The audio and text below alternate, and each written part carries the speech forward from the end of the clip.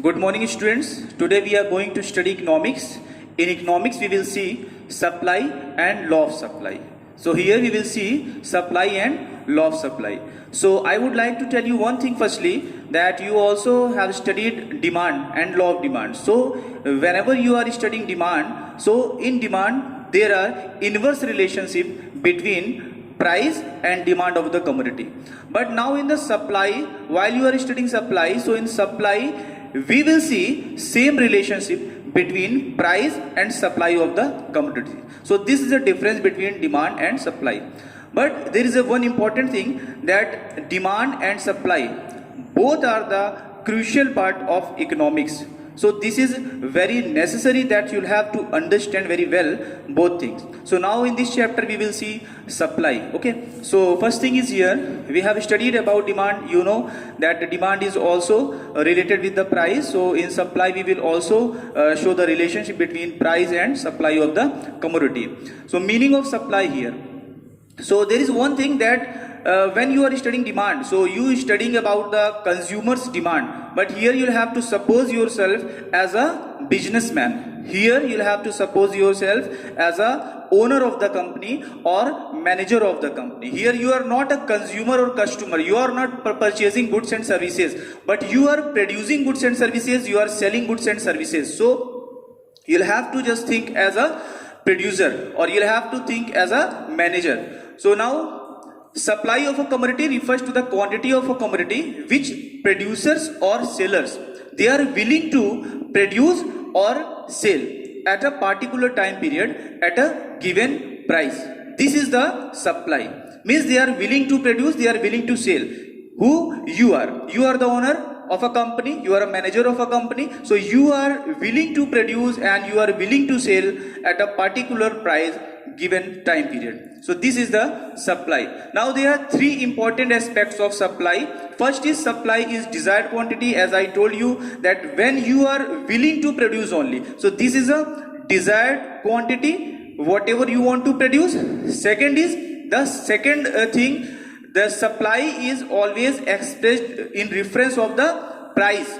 Means whenever you are thinking about price, so you'll have to also think about the supply. So you'll decide your quantity supplied with reference of the price.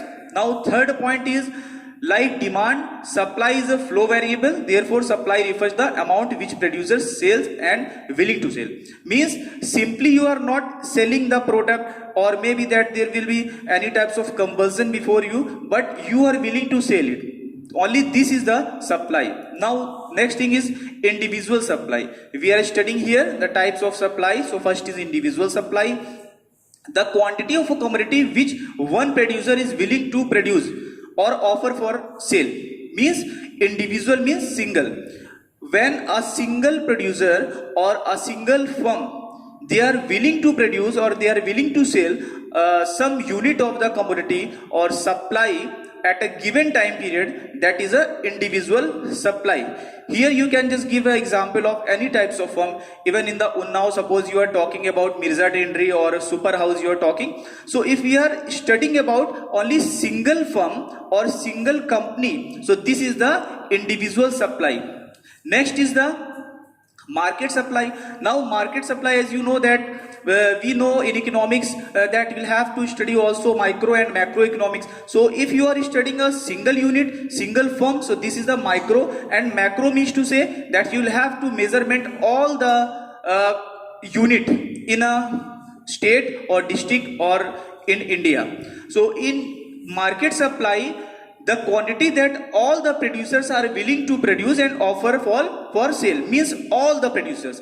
If we are studying about, or we are talking about Unnao, so in Unnao, all types of firms, all types of company, when we will include the supply of all firms, all companies, so this is the market supply. So we can also add this into GDP. So in this way we will calculate firstly Unnao, then Kanpur, then other types of district or cities we will count it, then we will add it in the GDP. So we can find out GDP of the country in this way. So this was the individual and this is the market supply. Now next is the factors affecting supply. As I told you that demand can also be affected by certain types of factors. So here are also some types of factors which can affect supply of the commodity. Means if you are a producer, if you are a manager of a company, in this case you would know that which types of factors, which types of things can affect the supply of your commodity. So first is the price of the commodity. Price of the commodity can also affect, means if the price of your product is rising in the market, in this situation what will happen, that you will increase your supply. If your CS or your manager will come to you and he will suggest you that sir, the price of our product is rising in the market, so you will start to increase the supply in the market at that time, because there will be same relationship between price and supply. Next point is, second point, goals of the firm. You can also say that there are many types of firms, there are many types of company. Some companies, they are producing some types of commodity for welfare of the people, and their profit is not for getting high profit, but they are simply getting profit, and they are also producing some types of goods and services for public welfare. But many types of company, most of the company, they are trying to maximize their profits. So if they are trying to maximize their profit, so in this case they will also increase the supply. And if your motive is not profit maximization, so in this way you will not increase your supply, you will just produce normal supply of goods and services. Second point, next point is input prices. Input, you know that I told you input means to say that factors of production, whatever you are using for producing some types of units. So these are the inputs prices. Suppose raw materials, whatever you are purchasing, the cost of that raw material is very high. In this case you will not increase your supply. I would like to give you example. Suppose in lockdown period now, many types of raw materials, this is not available in the market. So whatever raw material is available in the market, so the cost of these types of raw material is very high. Even you can say about the labor is also not available in the market, because already they have gone to the villages already. So the cost of raw materials and factors of production are very high. In this case the producers will not increase the supply of the commodity. Next point, fourth point, prices of related commodities. Here we are talking about substitute goods. Substitute goods means some product, just like your product.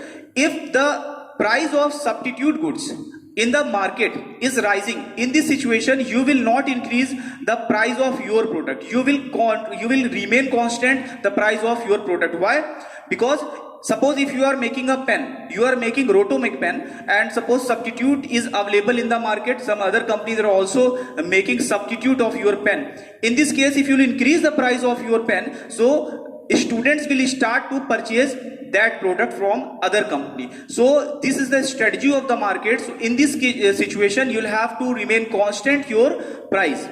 Now next point, fifth point, techniques of production.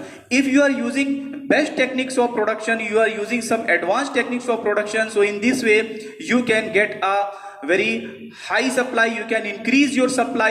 And if you are using traditional techniques of production, so in this case you cannot increase the supply of the commodity. Next is the supply schedule. So what is the supply schedule? This is a tabular presentation in which you'll have to show different types of commodity of the product, or you can say that different types of unit of the product in the relationship of the price. This is the schedule, supply schedule, tabular presentation.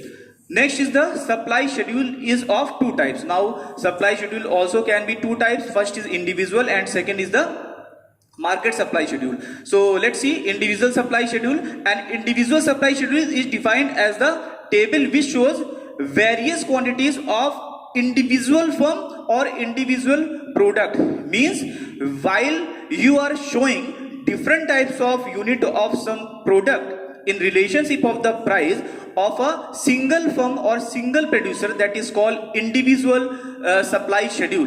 Next is the market supply schedule. So in the opposite of the individual, here we will see all the producers, all the sellers, all the firms. When you are showing the product or supply of all the firms in a tabular presentation, that is called market supply. So in this way you'll have to just study this, and this is very important chapter. So we'll see next time. Thank you very much.